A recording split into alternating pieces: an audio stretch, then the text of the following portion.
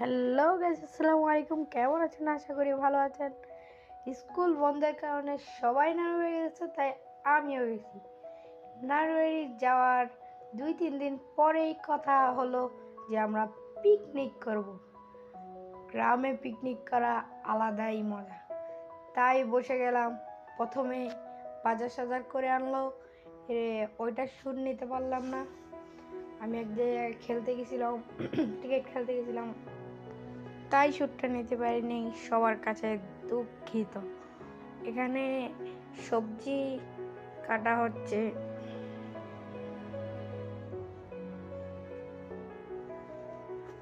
সবজি কাটা হয়ে গেছে, মাংস কাটা হয়ে গেছে, এখানে আলু কাটা হয়ে গেছে, পেঁয়াজ কাটতেছে,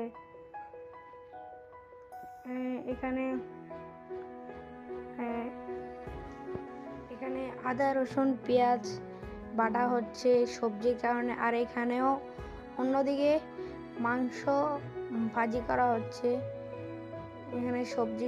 এখানে মাংস ভাজি করা হচ্ছে। মাংস তরকারির জন্য মাংস ভাজি করা হচ্ছে। অলরেডি মাংস অর্ধেকের মতো ভাজি করা শেষ, আরো অর্ধেক রয়েছে, ভাজি করতেছে। অনেকে প্রশ্ন করবেন যে মাটির চুলায় কেন রান্না করা হয়, গ্যাসের চুলায় কেন রান্না করা হয় না? দেখেন, মাটির চুলায় আলাদাই মজা। ওইটা যারা মাটির চুলায় রান্না খাইছে তারাই বুঝবে মাটির চুলার রান্না কতটুকু মজা। চলুন বেশি কথা না বাড়িয়ে মেন কথায় যাওয়া যাক। মাংস রান্না করার জন্য প্রথমে মশলাপাতি দিয়ে দিল যা দেওয়ার।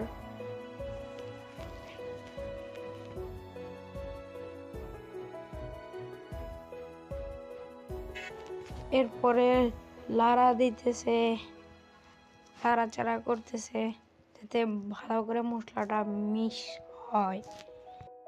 মাংস রান্নার মেন জিনিস হলো আলু আর মাংস, ওইটা দিয়ে দেওয়া হয়েছে। এখানে মাংস রান্না করছে আর এখানে সবজির জন্য যে মাংসটা ওইটা দিয়ে দেওয়া হচ্ছে সবজিতে, যাতে সবজির টেস্টটা বাড়ে।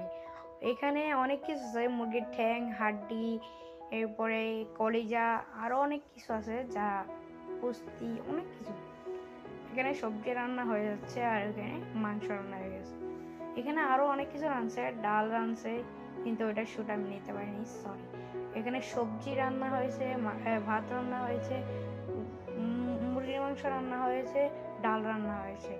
প্রথমে ছোটরা খাচ্ছে, কারণ ছোটরাই বেশি উত্তেজিত, তাই ছোটদেরকে দেওয়া হচ্ছে, বড়রা পরে খাবে। প্রথমে ভাত দিয়ে দেওয়া হয়েছে, এরপরে সবজি,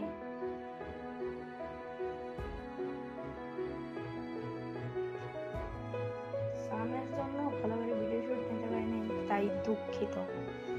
এরপরে মুরগির গোস্ত দেওয়া হচ্ছে।